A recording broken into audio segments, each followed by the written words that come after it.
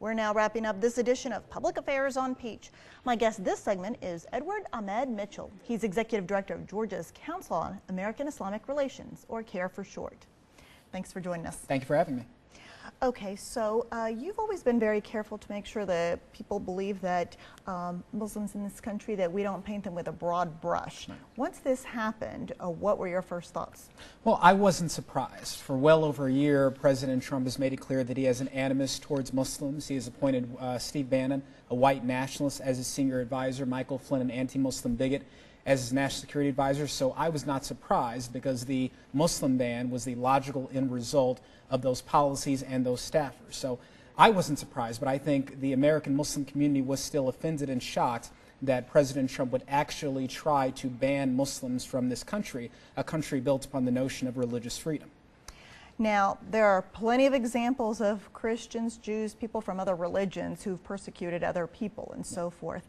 What do you tell people who say, unfortunately, the terrorists do seem to be Muslims who've hijacked the religion of Islam? What do you say who say they're Muslims, so we need to be more careful? I'd say a few things. First, most of the terrorist attacks committed within the United States are not committed by Muslims, but by right-wing extremists, particularly white nationalists. Secondly, I would note that the 7 countries on President Trump's Muslim ban list, of those countries, not a single person has launched a terrorist attack in the United States. The few Muslim countries that have sent significant people here who committed an attack, Saudi Arabia, the UAE, Lebanon, for example, the 9/11 attacks, they're not on the list. So there's no logical explanation for why these countries were targeted, unless President Trump just wants to ban as many Muslims as he can.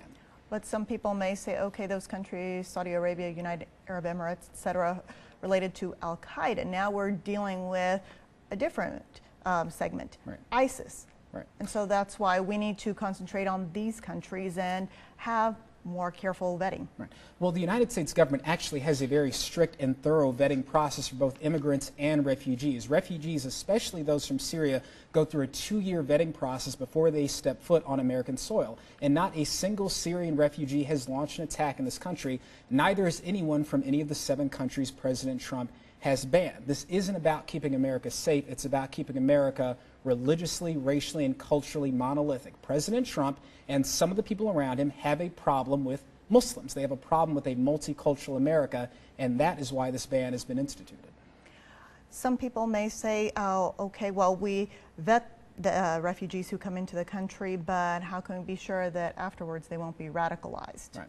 Well, you could say that about a person of any faith and any background. We can't just focus on Muslims. Again, most of the terrorist attacks in this country are not committed by Muslims, but by right-wing extremists, white nationalists, neo-Nazis, and others. So we can't just focus on Muslims. That's unconstitutional, it's unfair, it's irrational. There is a problem with terrorism. We must combat extremists, and Muslims are on the front lines of combating extremism. I'll give you an example. A few days ago, a radical person shot a police officer. Turns out the Muslim community there had warned Homeland Security about this man. So Muslims are on the forefront of this fight. We don't need to be ostracizing them. I've heard arguments that if the Muslim community would be more vocal in coming out against these extremists, that would help, and they haven't done enough to publicly voice their opposition. Yeah. I hear that a lot. Muslims have vocally condemned terrorism over and over again. My organization, CAIR, has done it so often that ISIS threatened to kill the leader of our organization. And anyone who doesn't believe me, don't take my word for it. Just go online, go to Google, type in Muslims condemn terrorism, press enter. You'll die of old age before you run out of new Muslim groups, leaders, scholars who have condemned terrorism. So we do condemn it. We oppose it. It's un-Islamic, just as the KKK has nothing to do with Christianity. All right. Thank you so much. Thank you. And we want to thank you so much for joining us for this edition of Public Affairs on Peach.